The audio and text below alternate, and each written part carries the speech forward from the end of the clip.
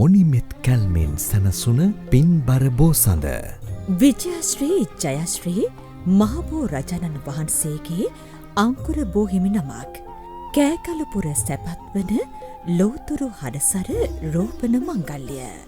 කලනායක සිරි සදහම් ආශ්‍රම විහාර මළුවේදී බුද්ධාලම්බන ප්‍රීතියෙන් යුක්තව පැවැත්වේ.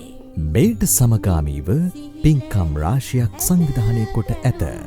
රෝපණ මංගල්‍යය 2026 දුරුතු මස දෙවන දින පස්වරු 9ට යෙදෙන සුබ මොහොතින් ඓතිහාසික අනුරාධපුර අටමස්ථානාධිපති නුවර කලාවේ ප්‍රධාන සංඝනායක අති ගෞරවාර්හ පූජ්‍ය පල්ලියගම හේමරතන නායක හිමිපාණන් වහන්සේගේ කාරුණික වැඩමවීමෙන් හා ප්‍රධානත්වයෙන් අභිනවයෙන් ඉදි වූ මනරම් මණ්ඩපය තුළ බෝධීන් වහන්සේ රෝපණය කිරීම සිදු කෙරේ.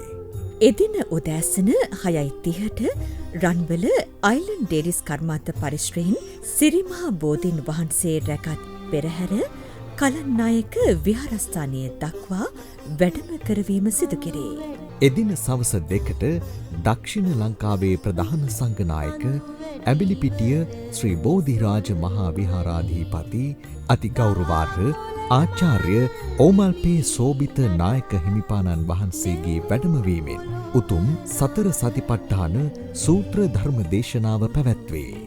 එදින සවස 6ට අසමසම බුදුගුණ ගැයෙන ආශිර්වාදාත්මක අබතෙල් පහන් පූජාව.